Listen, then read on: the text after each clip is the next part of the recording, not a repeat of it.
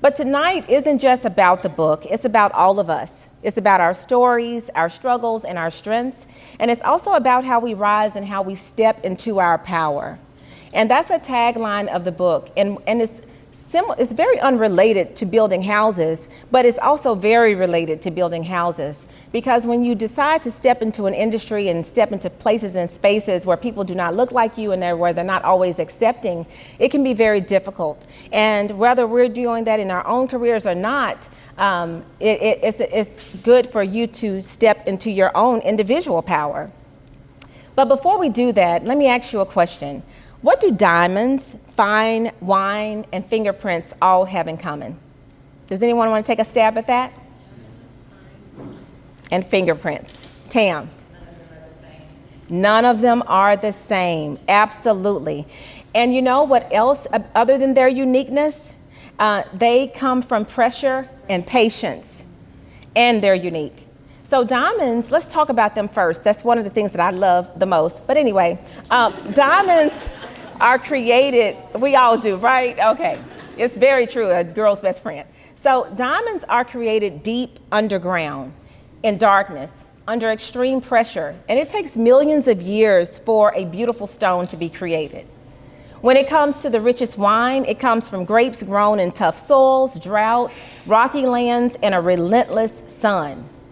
And fingerprints, no two are the same, no two in the world. They're shaped by the very twists and turns that life can bring, and it's a personal journey, and from the moment you are formed. And so are you. You were never meant to blend in. You were made to stand out. You were not made to shrink. You were made to shine. But here's the truth. Stepping into your power doesn't always come easily. It takes struggle sometimes. It takes courage. Hi, welcome. It takes faith, and it takes a daily effort. So I want to be clear about something too, because we all may struggle with things that might have happened in our past, but we're not our past. We're not our mistakes, because our mistakes are our lessons. Our failures, all they are is training. Your detours, they're just part of the journey. So some of us has fallen, some of us have lost, but falling is not the end, because it's how we rise when we fall, and how we rise defines us. So I want to remind you tonight that your story isn't over. If there is a dream that you're holding on to, you are not too late. I turned 50 years old this year, and this was the year that I decided I'm going to open up my company. I'm going to go fearlessly with my dreams. I'm going to get rid of the noise. It doesn't matter what other people say. I'm going to be my full, authentic self and do what I want to do. So, yes, at any age. Thank you. Sometimes they do work for me, so I can't say that they're not paid to clap. Thank you, fellas. But I also want to say that you're not broken and you're not behind. You are being shaped for something better. You're shaped to survive. So whether you are here today feeling powerful, or maybe you're just feeling tired, you still have purpose. You still have power, and you still have time. So let's talk about fingerprints. So every fingerprint in this room is vastly different. And that's not just science. It's by divine design. You know, sometimes we spend too much time, I know I have, too much time comparing ourselves to other people, how they walk, how they talk, what they have, how they drive, what they possess, what they post. But listen to me, comparison is the enemy of power. It's the enemy of stepping into your power.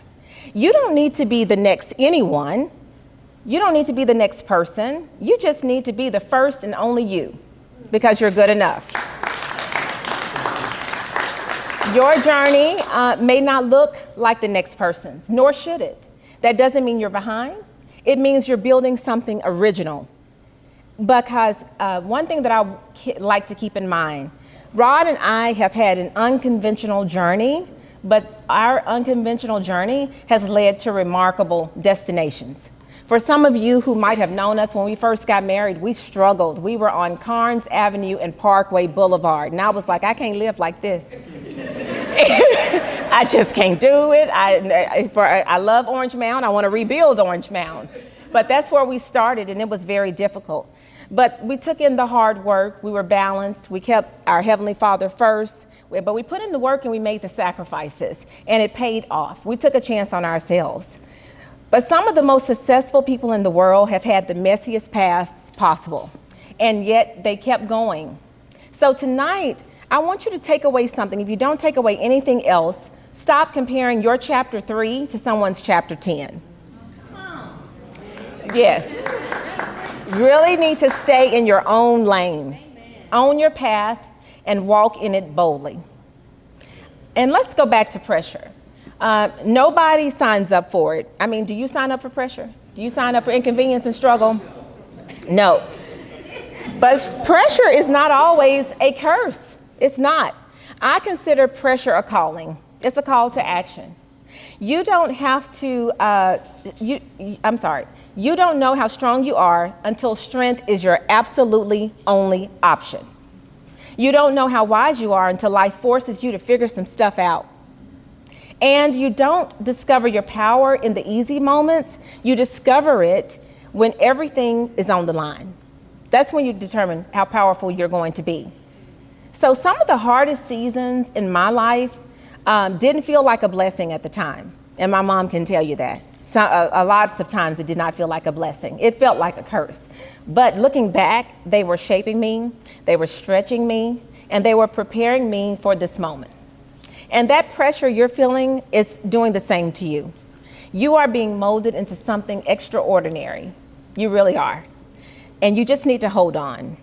You really do. So people think stepping into power means making some big dramatic move. But more often than not, it's just those small steps that really matter, putting one foot in front of the other and deciding each morning when you wake up that you're going to do something different. It's deciding to show up.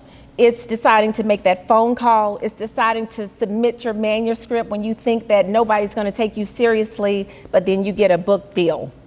That's what that looks like. It looks like taking a class, sending the email to someone you need to reach out to, drinking the water so you can start losing some weight. But more importantly, it starts with forgiving yourself. Because the forgiveness of ourselves is the most powerful thing that we can do, because oftentimes it's our internal voices that hold us back. So you don't need to leap a mountain today. Just take one step. And tomorrow, just take another one. Because small steps every day add up to true transformation. So let me tell you, there is no elevator to your purpose, and you're going to have to take the stairs.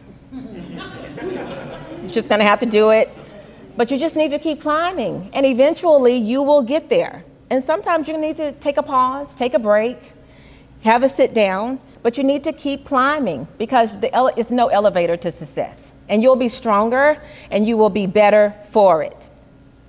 Now, I know that this might seem a little funny. I know I've been talking about some serious stuff here, but I just recently watched the new Lion King. Has anybody seen it?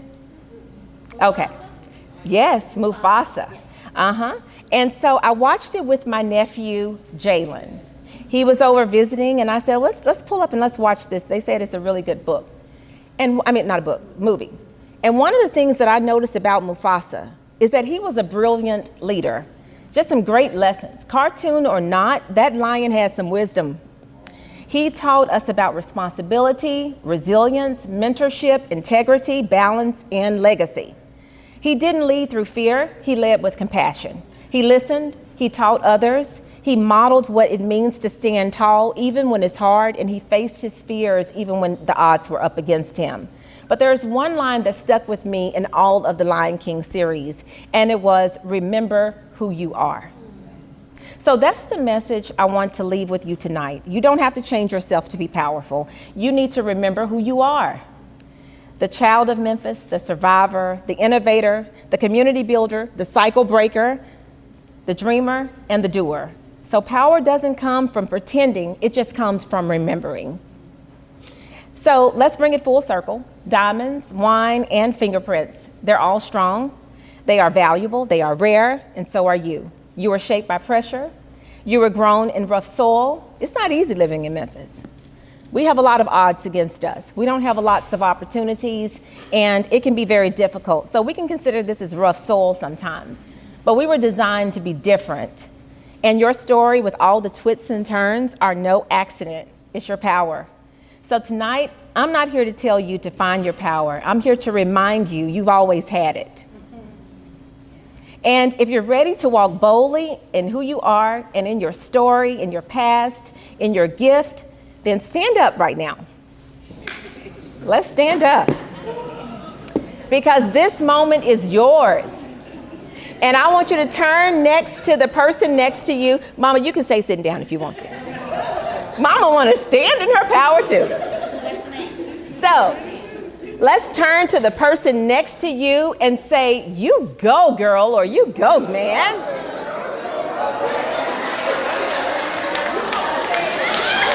You got this. Yes. And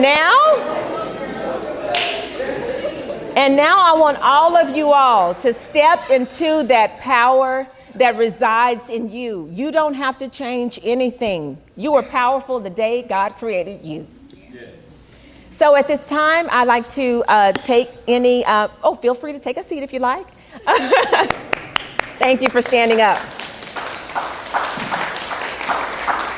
So at this time, I'd like to take any questions that you might have. Normally during these sessions, we open it up for Q&A. It can be about the book. It can be about something that we just talked about. Or who wants to open it up for us?